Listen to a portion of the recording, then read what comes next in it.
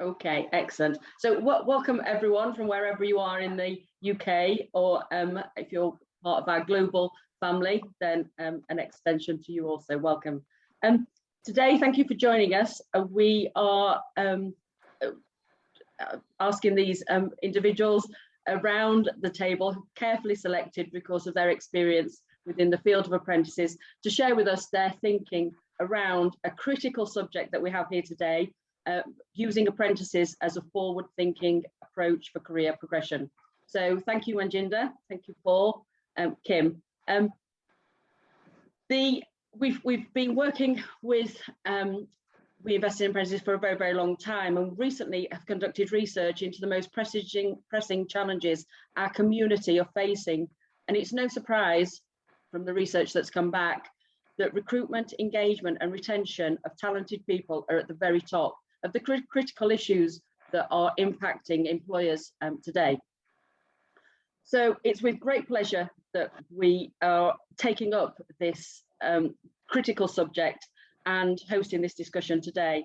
I'm going to go around and ask you each, please, to introduce yourself. Kim, can I go to you first, please? Of course. Welcome everybody, looking forward to a good session here. I'm Kim Wilson-Woodhouse. I'm based at Coca-Cola Euro-Pacific Partners. I've been with the company for 30 years now. I'm a learning development manager at the site, so looking after organising the training and any strategic opportunities that we have for the site. I've also just recently completed an apprenticeship myself as a career builder. I'm 62, happy to share that with everybody. And also I look after apprentices. So I have the two sides of apprenticeships and skills that we need going forward. So that's myself. Thank you. Excellent, thanks, Kim. Manjinder, can I go to you, please? Good morning, all. My name is Manjinder Chokran, and I'm the Head of Business Engagement at London South Bank University. I've been at London South Bank University for the last year, so it's my year anniversary around about 2 weeks ago. So it's gone by so quick. Just to give you a bit of an overview, I've been in the apprenticeship world around about over 8 years, working for an independent training provider and another university in the West Midlands. And it'd be great to see how this discussion evolves. Thank you. Excellent. Delighted to have you here. Paul. Hi everybody, my name is Paul Devoy. I'm the Chief Executive of Investors and People. This is my second webinar of the day on this subject. It's one that I love talking about, really passionate about it. I started working at 17. Where I grew up, no one went to university. And I was lucky that I got a job in the local social security office as a civil servant. What I did wasn't classed as an apprenticeship, but it had all the ingredients of an apprenticeship. I had a job, it had the opportunity for progression. I was sent to evening classes to get academic qualifications. And I actually now ended up on the board of management for the local college that I went to back in the late 80s. And last night I was at the graduation ceremony of people finishing their qualifications at the college. So listening to their inspiring stories really brought home to me the impact that learning can have on transforming people's lives. So it's something that I love to talk about and love to encourage more organisations, particularly apprenticeships, as a route to helping your business improve, but also creating fantastic life opportunities for people. Excellent. Thank you, Paul. Our time is precious here today, and so we're going to make this session informative, interactive, and really packed full of productive and useful takeaways for you.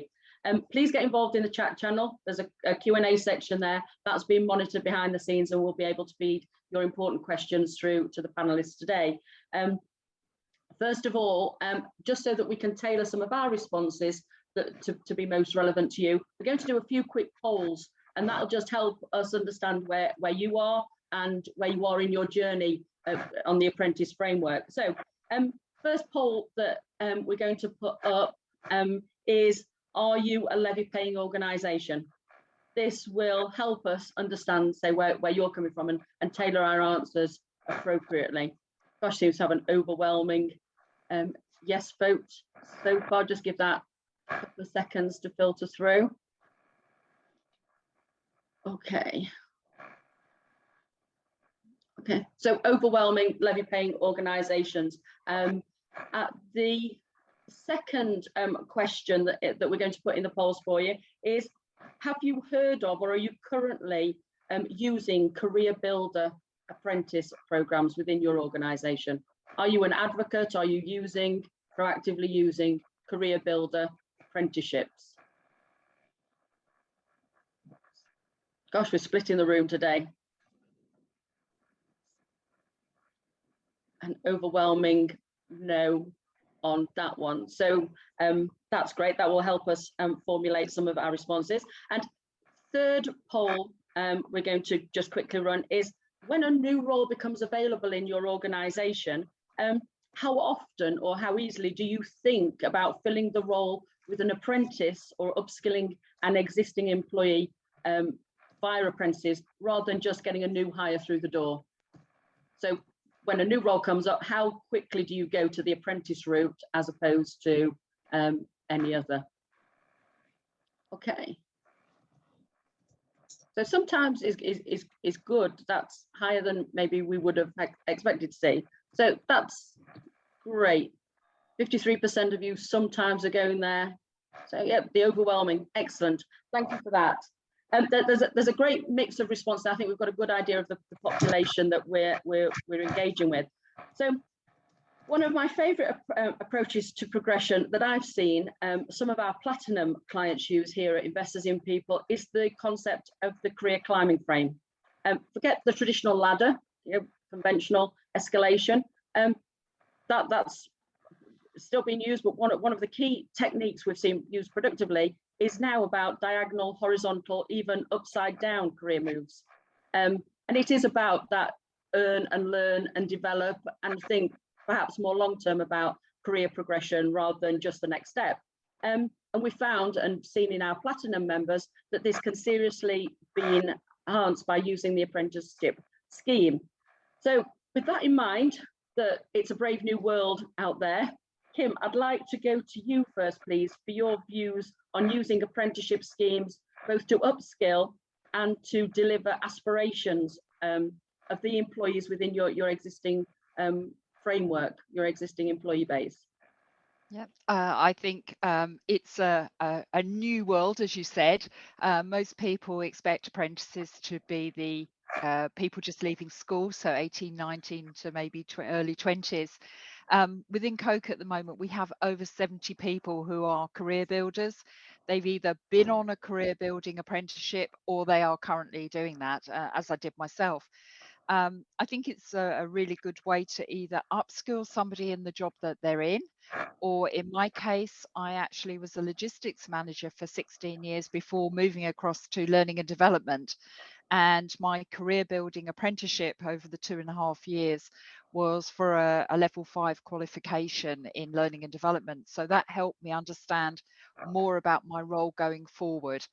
So I think there are opportunities that people are perhaps unaware of. And as your poll showed, most people are not necessarily aware of career builders. And I think even within our own company at Coca-Cola, it is a relatively newer apprenticeship. And I think it's something that will help people, as you said, either to upskill what they do in their current role, or we do have career builders that are in different roles, like myself, who are doing a different career path. And I think that helps with our succession planning in different areas as well. That's great. I mean, can I ask you, you've introduced it into Coca-Cola and you've been a beneficiary of it. What are your key takeaways, please, from your personal experience? I think it's making sure that you are, it's very difficult to go back to learning again. I was at college years and years ago. As I said, I'm in my early 60s now. So I think it was having the right mindset to take on study. Also in career building, you often have children, partners that you have to look after as well. So you're working at the same time as well as doing the college courses and the modules that you need. So I think it's something that people need to be aware of. it's not like an apprentice where you're doing just your apprenticeship. You are actually having a job at the same time. And I think you have to be in that right mind to be able to study, to work through things yourselves, and not be frightened to ask people. One of the things that I found was I didn't always know the answers. And so I worked with a cohort of other companies, people who were studying in other companies, and we all supported each other. And I think that support network really helped. Excellent. So it really is embrace the challenge. Yes, and not be frightened to do it. It's not necessarily always easy going back, but I think if you are willing to do it and you're willing to take that leap of faith, then just go for it. I think it's a really, really good thing to do. Shining advocacy there. Thank you. Yes. Manjinder, I'd like to come to you, if I may, as part of the provider population. Where have you seen the greatest demand coming from in terms of the career builder and the general apprentice scheme in the broader scheme? Where's the demand coming from? And do you mean about demand in sectors or demand in demographic? Whether it's new people coming into organisations or perhaps organisations commissioning you to be part of the upskilling and reskilling.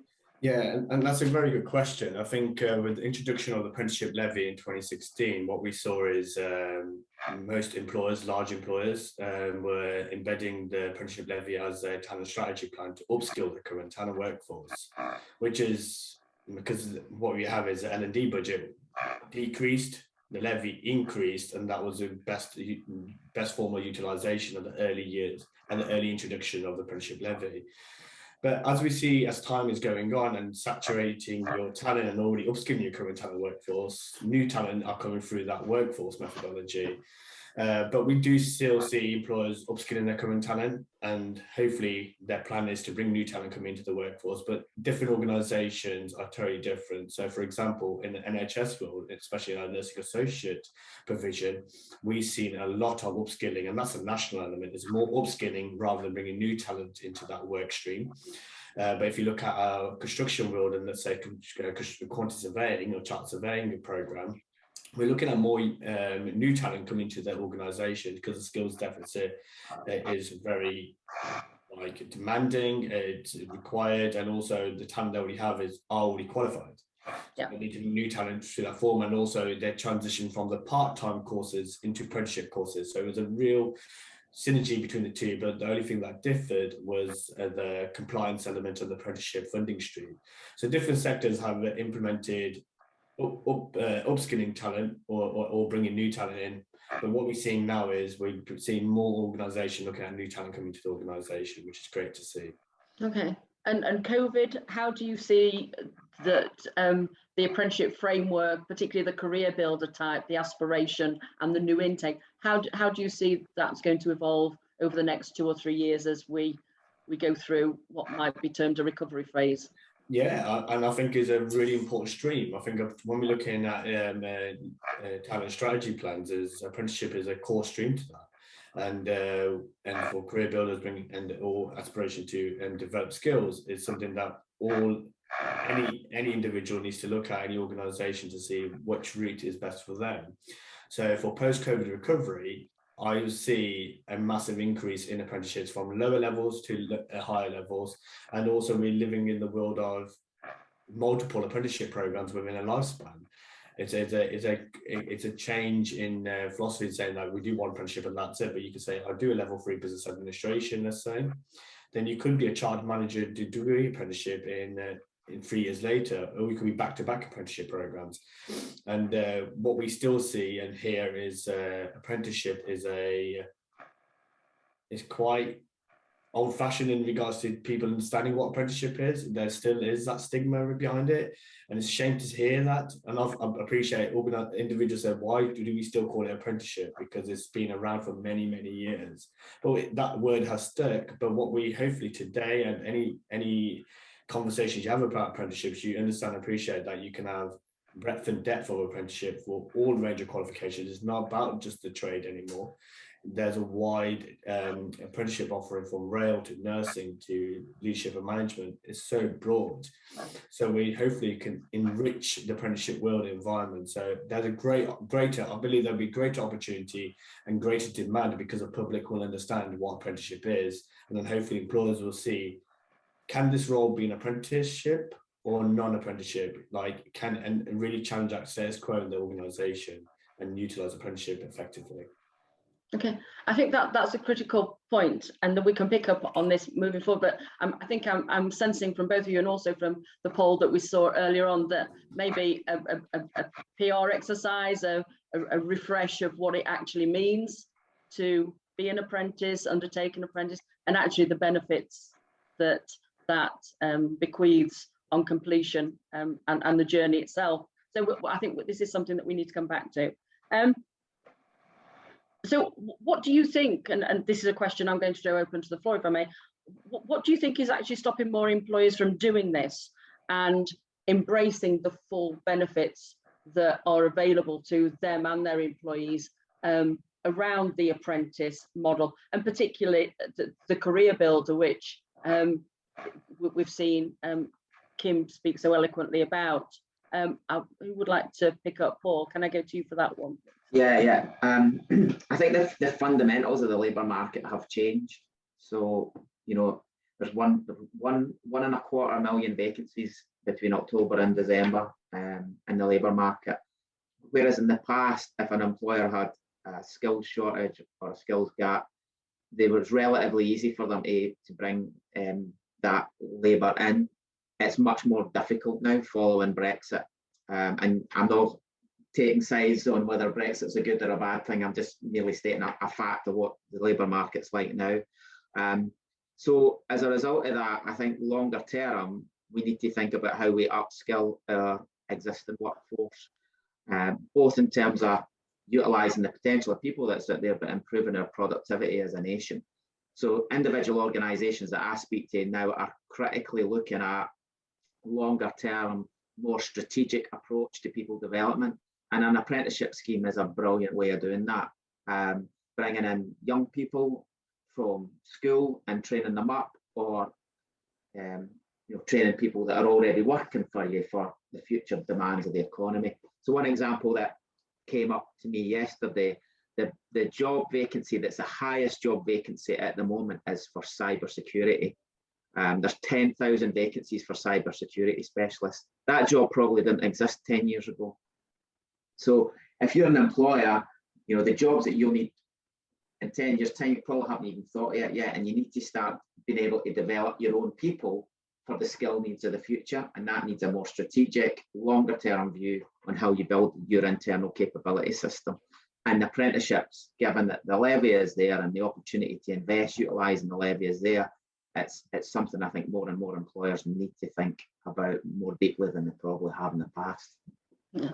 The bits of the jigsaw are there, they just need pulling together. Yeah, they do. And a lot of these things have always been there and been at our disposal. But if you're being honest about it, the easy thing was to go and recruit someone who was, and just pull the labour in. Can't do that to the same extent anymore. So therefore, we need to think about how do we develop the available workforce, make them higher skilled, more productive, and change our whole business model around that. Paul, I'm going to stay with you if I may. You've spoken frequently and passionately about the importance of organisational support and middle managers and line support of any employee and any organisation that's going through the apprentice framework to build their talent pool and develop skills. How do you see that is evolving, and how do you see it yet still to change to fully be able to bring those pieces of the jigsaw together?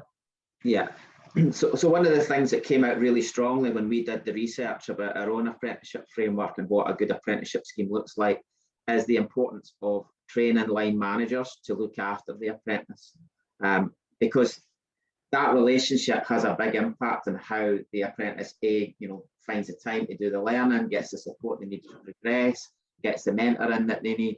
And I think probably it's an area of improvement in apprenticeship schemes overall.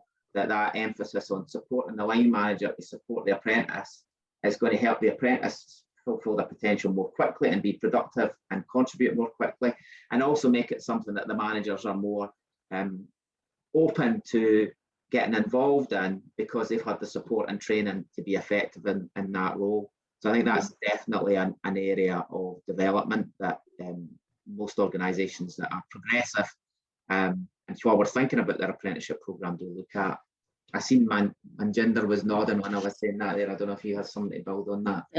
Yeah, no, I totally agree. I think when we talk about, it's about line managers and understanding and appreciating apprenticeships, and I think that's crucial. I think when you have that philosophy, you embed a great apprenticeship within an organisation, and that understanding is really crucial. I think why do we see employers probably don't invest in apprenticeship? Because they probably see it as an administrational task, the supporting mechanism, the 20% of job training, but we overcomplicated it most likely in regards to our thinking. Yes, you probably have to invest a lot more time than 3 to 6 months, but then after that, they develop quite nicely and they come into the organisation. And technically, that's like a probation period anyway. I have an apprentice within my team, and we purposely went for a new talent coming into our organisation, and it's made sense because I work for the apprenticeship team at LSBU. The work that I had with that and with my employee and apprentice wasn't as much as any other employee that I have in my team. So I think that's really crucial. I think, but as giving them support and opportunity, giving direction is really fundamental. But as a manager, that's what we are all required to do. And that individual has been a great investment and actually provided extra added value to our organisation. Manjinder, I mean, do we shout enough about the success of the apprentices that have gone through that framework? Are we banging the drum enough? I think we always have the slogan, why do we have national, you hear this term a lot, why do we have a national apprenticeship week? I'm an advocate for it because I think we should celebrate in a week and showcase it, but it should be all year round, demonstrate what do apprenticeship do. And as we're talking about and I mentioned earlier, as people don't, if we go into the street and ask them, do you know what apprenticeship is? They probably understand that it's about working and learning. But would they understand that you can be an occupational therapist? Can you be a nurse? Can you be a chartered surveyor, civil engineer, a wide range of programs? They're probably going, no, I didn't know that. And when we talk from a career builder aspect, that's really crucial. So, and to understand that. And I can speak to my friends and very well educated, a lot of them are, but they still wouldn't know what apprenticeship is. So we're still 5 years in this reforms of apprenticeship. We still have to repeat what is an apprenticeship, what is a new apprenticeship, not what was apprenticeship 20, 30, 40, or 100 years ago. Philosophy is still the same. You're learning and getting knowledge and getting academia, but there's so much more behind it. Yeah. Thank you for that. Kim, I'm going to come to you to speak, I hope, directly to the managers that we have on this. I'm seeing lots of stuff come into the chat, which I'll pick up the questions shortly. But if you have the opportunity to give a couple of key messages out to people who are teetering on the brink, are thinking we need to do something more radical within our organisation, or even as they're listening to this, they're thinking, oh yeah, that person should be developed, they have the right. What encouragement would you give to managers and boards even at that in that frame of mind to suggest that they need and should move forward on a career builder or more advanced apprenticeship levels? Yeah, I think for myself, we're very lucky that we have the levy available, and it's there for us to use to support the companies that we're in. Managers are crucial. Manjinder mentioned it earlier along with Paul. You need support from your manager. You are allowed time off to be able to do your work. So it's not necessarily time off from work, but obviously you're learning other areas necessarily to support your apprenticeship. So Manjinder will be able to go into that a little bit more in a minute. So you're allowed a percentage of time to actually do your work. And I think it's encouraging the managers to understand that you're not necessarily just stepping away from your work. You can do other things to support that as well, especially if you're upskilling in the same type of area that you're in. So I think support from managers and mentors is crucial. Certainly with ourselves, we've noticed that there is a different, sometimes a different level because people don't understand. So that's something we're working on within our area at the moment, our company, to support the managers, because if they understand it at the beginning, it is much easier when you actually have that apprentice going through the time they're going through. And some of these apprenticeships are, I mean, mine was just about 2.5 years with COVID, stopping some of the courses in the middle and some of our modules. But some of these apprenticeships are 4 years down the line. And so you have to take that time and commitment to support these people. And I think if you get that right at the beginning, it really helps your apprentice to fly. And I think having that support and knowing that the apprentice doesn't have to ask for the time, that they're actually allowed that time to do that, I think that's important. And also when you get to the endpoint assessment, which is the final part, you reach something called gateway, which is when you've done all your modules and you're ready to go for your final assessment. It's quite nerve-wracking. And I think for people that have not done that for a long time, even for myself, it was, oh, I'm not quite sure what this is, and I need to understand and get that support, which I had. I think it's actually crucial to have that. It really helps your apprentice appreciate what you're doing, appreciate the support you're giving them, and they will be a much better employee at the end for you in whichever role they take that Yeah. forward with.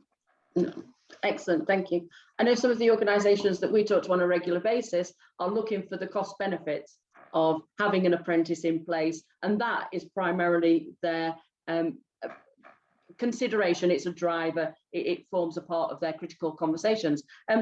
Can I again go to you, Kim, in terms of how are you within your organisation, how are you measuring, and over what period are you measuring the benefit of actually having Career Builder as an initiative within Coca-Cola? We've obviously had them over a number of years, but it's relatively new to us. So I think it's looking for the areas that people are doing the Career Builder apprenticeships in, and then seeing, are we looking at just succession planning, which obviously is really important in companies. People work with Coca-Cola for many years. I say I've been with them 30. So, you know, there are people that have been there a long time. So you're looking for that succession planning. And if we can use early careers apprenticeships as well as career builders to complement each other, I think that's where we will gain the benefit. So certainly for ourselves, it's using the two areas, the new apprentices coming in. So we have an average of 30 young apprentices coming in a year. And in 2022, we've got between 35 and 40 coming in. But also supplementing them with the career builders, I think will actually make huge gains for us. I think we've got a huge talent. We just need to channel it in the right areas and look at other programs, not necessarily look at just the programs that you think. We have people doing engineering. We've got people who are in planning at Coca-Cola who are looking to do learning and development. We've got various other apprenticeships going on at the moment in HR. So there's a variety, and it's not just normally the office apprenticeships, as I call them, Yes. you know, where you're based in an office. We actually have a lot of people who are doing engineering and other maintenance and apprenticeships as well. So a huge variety coming into us, which is great. Excellent, thank you for that. Before I go to questions, one quick question for you, Manjindra, if I may. What are you seeing out there in the organisations and the population that you're speaking to around Career Builder and apprenticeships being used as a signalling tool to actually differentiate organisations when they're in critically competitive employment markets? Is that being used? Are organisations doing that? Yeah, I think there's examples of organisations that do that, but not. But you probably don't see it in the showcase in the marketplace, giving examples of that, because I think we do always still think about young talent coming into apprenticeships and looking around, like, which is great, and we need to have both elements of it to evolve and enrich the skills agenda locally and nationally. But I think again, I think it was about we need to market them more, showcase this more, to demonstrate examples of career builders, new talent come in, and just demonstrated the demographic of the apprenticeship marketplace, which is actually more diverse than it's ever been before. Yes. And I think that's what we've got to do, because I think I saw a news article many months ago now, but it was the oldest apprentice in England is around about 84, I believe it was. And if we said that, that's amazing to see. It doesn't matter the age of an individual, it's about if you want to learn and drive and grow, and that's what it's about. I had an apprentice working for a logistic company at the introduction of the apprenticeship levy, and they were in their 50s or even early 60s, actually some of them were, going into the warehouse world, going as a warehouse operative. That was a career building change for that individual, and it was nice to see. And it like rejuvenated themselves of actually learning again. Yes, it is a scary world to relearn in some ways, but it's exciting as well. And I think it's about the challenge. And it's about what we need to ensure is about the talent knows about the challenges, and actually how do we support that. But also we can see a lot in the chat box about like support for managers. I think support for managers is really important, but for support for managers, that could be internal combustion, it could be internally. You have this standard and framework internally of how do you support your talent. That could be done. But for myself, as a London South Bank University group, including South Bank colleges, we as a training provider give support and induction to be how to be a mentor or a manager. And one thing I would like to say is sometimes the manager is not the best mentor. And it might be having a dotted line to have a mentor, because they can enrich and guide the individual, and then a manager can retouch base again after. But for me, just answering some of the chat group is about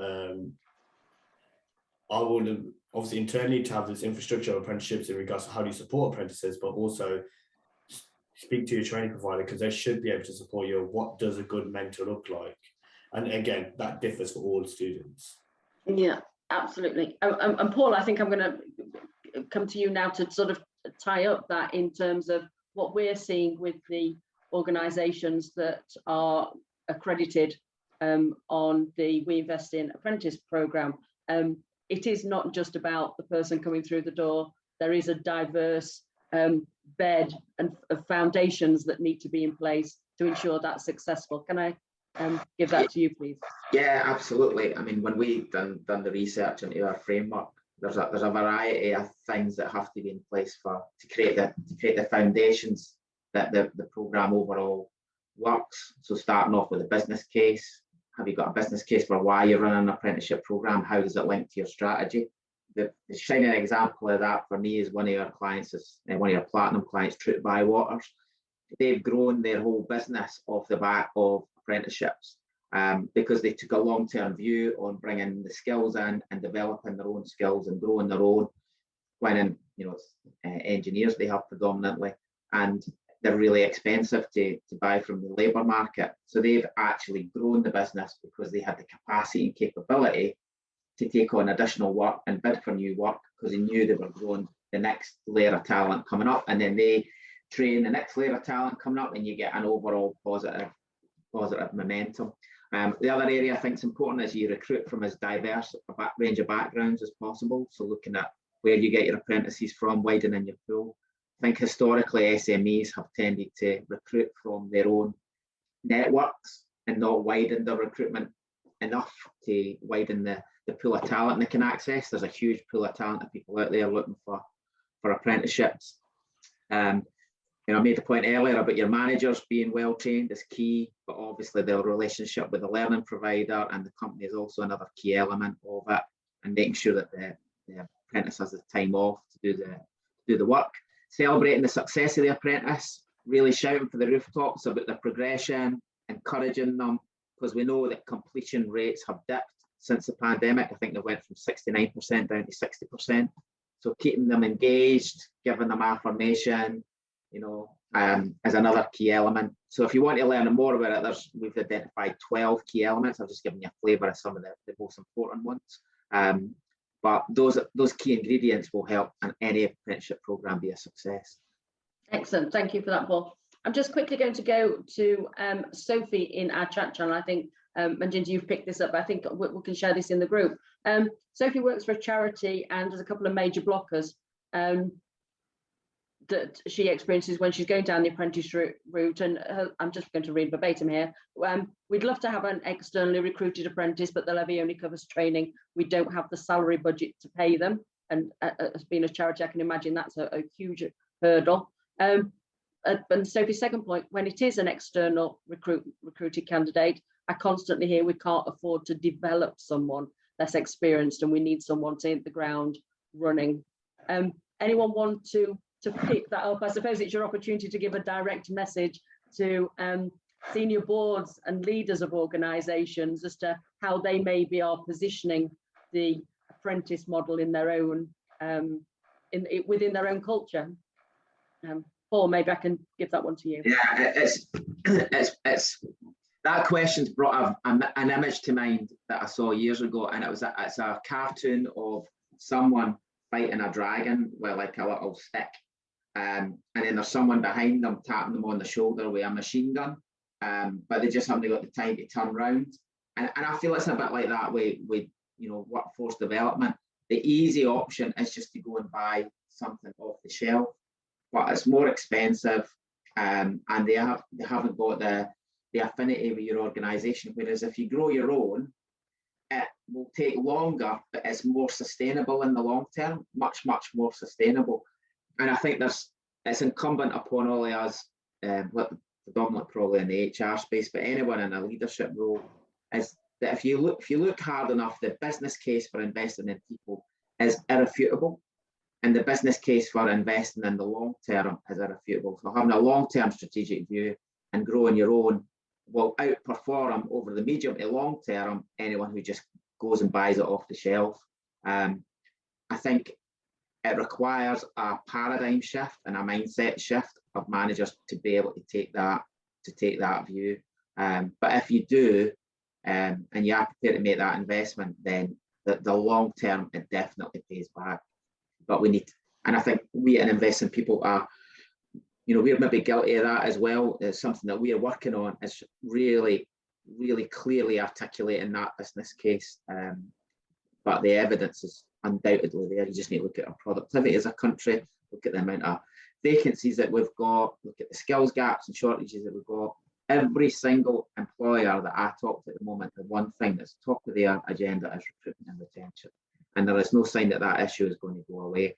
So if you want to fix it for the long term, grow your own and develop them. That's the machine gun approach. We like it. Thank you. And Paul's raised an interesting point there, I think, and Kim referenced it too.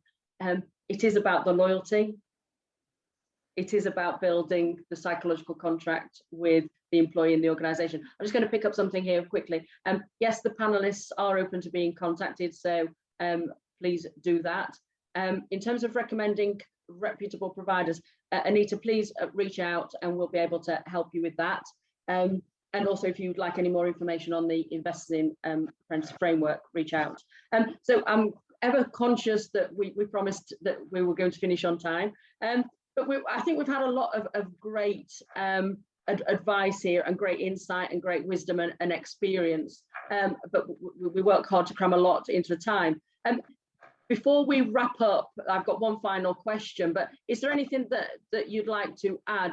We're here hopefully building strong and robust business cases for people to adopt this internally or take to their senior management teams. And I've got one final question that I can ask, but anything you feel we need to add to what's being said you'd like people to hear? No? Okay. I'll go, Kim. I think for me, Carol, is don't be frightened to take a change. I went from 16 years working as a logistics manager, moving coolers and vendors around the country with a team of 10, to doing something in learning and development. And I think it's not being frightened to take that leap yourself, but also not being frightened to actually suggest it to someone when you're having career talks. Yes, somebody may decide to go a different route, but they will certainly either appreciate the fact you've helped them that way, or they may decide to stay with your team and the apprenticeship they're doing and enhance the skills, and you have a better team member. So it's not having that fright to be able to do it, making sure that you take those opportunities. That's all I'd say. Yeah. Kim, you're fast becoming my hero, particularly over COVID and seeing so many industries decimated. And so people are forced to look for second careers and often in some instances third careers. So yeah, you are inspirational. Thank you. So my final question for you is, if we can metaphorically put on our capes and bring out our crystal balls, can we do a little bit of future gazing for a future where apprentices are the first choice for filling roles? What needs to happen? Because as Paul's alluded to, there's a machine gun there that's just waiting in the wings, waiting to be rolled out.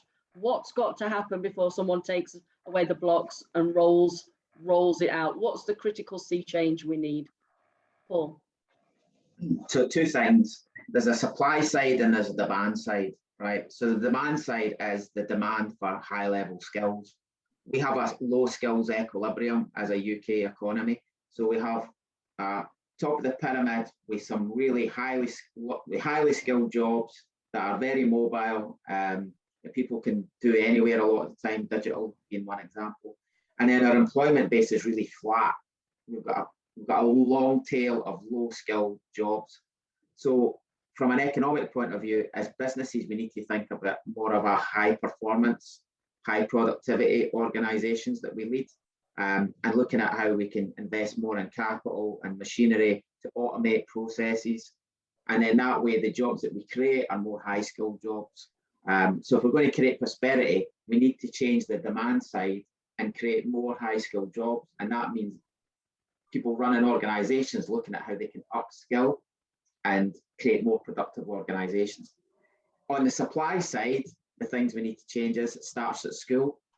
I still think the career advice and guidance that happens in school is not good enough. Too much of it is success is viewed as only being the academic route. It's about going to university. I think it's changing. My own son is 16, nearly 17. I know a lot of parents now are thinking about apprenticeships being a better route because they don't have the student debt, and then they learn and they earn. And if they can get a good apprenticeship scheme, more and more parents are encouraging their children to go down that route. But I think we need to significantly improve the career advice and guidance, and not just on academic versus vocational. It's a subset within that as well. I don't think people understand enough the jobs in the market that attract the best salaries, because at the end of the day, most of us want to earn a good living, and I don't think we give enough advice as well. If you go down that route, the average wage that you're likely to earn over your lifetime is X, whereas if you go down that route, the average wage you're likely to earn is Y, and give them much more informed choices so that when they're making their choices, it's more informed. At the moment, I don't think it is. If we do that, we'll have a better match between the supply and the demand. But at the minute, those two things are not in equilibrium, which is why we've got 1.25 million job vacancies. We've got low productivity. We've got too many people getting universal credit to supplement their working income, which is not a sustainable model for any economy. So we need to change all of that. Excellent points. Thank you. Majinda, your crystal ball. Yeah, I totally agree with everything that Paul said, and I totally agree with the career guidance that we have in schools. And it's not the greatest. It's always dependent on one individual being that great advocate. But if you don't have that individual, they don't understand the different channels of career opportunities. But what actually schools should be doing going forward, especially in the apprenticeship overview, is apprenticeships are related to job roles. As they relate to job roles, they should know what civil engineering and chartered surveyor to have an understanding. But if you go to schools and go, do you know what civil engineering is? They won't understand what that is. So if they're good at maths and physics, they could go into that sector. So something that I'm challenging with it, especially with our local boroughs in London and wider, to really increase the rhetoric of apprenticeships as a form, but also understanding different opportunities out there, but also looking at the future opportunities of where we're going to have a massive skills gap in the future. ensure that we have the enhanced productivity. But the crystal ball element is what I would like employers to do is to speak to like-minded people, speak to individuals like myself, to develop a 5 or even a 10-year strategy, set some targets, set some indicative targets of what you could achieve, and where do you see weakest productivity, and how can you increase it. One route is an apprenticeship, and alternative routes as well. Obviously there's traineeships and so on, and T-levels coming through and everything else in between. It is overly complicated sometimes, but you need expertise to sort of give you that linear direction that you can really develop and blossom into. But what I would recommend is developing a 5-year strategy within your L&D strategy, but having apprenticeship as part of that core of one of those main channels. I think that's excellent advice. Thanks, Majinda. And I'm just going to, before I quickly cut to Kim, this is a Mary McLeod in the chat channel. For me, the time taken to investigate apprentice options for the business and knowing where to go for help is not my full-time jobs, but it definitely is the time of one. Mary, I sense your pain. I'm going to ask you to reach out to Manjinder and take up his kind offer there. So Kim, please, what's your crystal ball telling you? Okay, so my crystal ball tells me that all the people who are participating today have taken up the challenge, and they will have career builders in their employ. And I think that is the start of it. If we are doing things like we're doing today, where we're actually demystifying what a career builder is. I have to say, I hadn't known until I was told about it and said, you can do this. So I think there are certainly great opportunities, but if everybody on this call takes the opportunity to look at a career builder within their department, I think my crystal ball tells me that we'll be in a really good place going forward. And I can see in the chat, someone's mentioned about Wales. I don't know about the funding in Wales. I work with a site in Scotland. Although we don't have the levy for apprentices there, there are other opportunities that the Scottish system allows. So we still have apprentices in Scotland. So that don't feel put off that just because there's no levy cover there, that you can't have apprentices in different areas of GB. So that's my crystal ball. We have career apprentices everywhere. Okay, thank you, Kim. And to add to that, if you're looking for robust business cases around why an apprentice is good for business and why it would be good for your business, then please reach out to either Paul or myself. We've come to that time where we must draw it to a close and thank our attendees today. Manjinder, thank you, Paul, Kim, for the wisdom and insight that you've shared. We appreciate you giving up the time. To everyone that's joined this, again, thank you for taking this journey with us and helping us change the world one apprentice at a time. What will happen moving forward is this will be posted on the Investors in People website, so you can access this, share the link if you feel there are other people within your organisation that need to see. But all of the people that you've listened to and joined today will be open for discussion and open for contact. So just let us know if you'd like us to put us in contact with them. So if you have any questions further to this, we have a contact us on our webpage. So please do reach out and someone will be back in contact. So may I take this opportunity to wish you all a great rest of Thursday, rest of February, and good luck on your apprentice journey. Thanks, guys. Bye-bye. Bye. Thank you. Bye.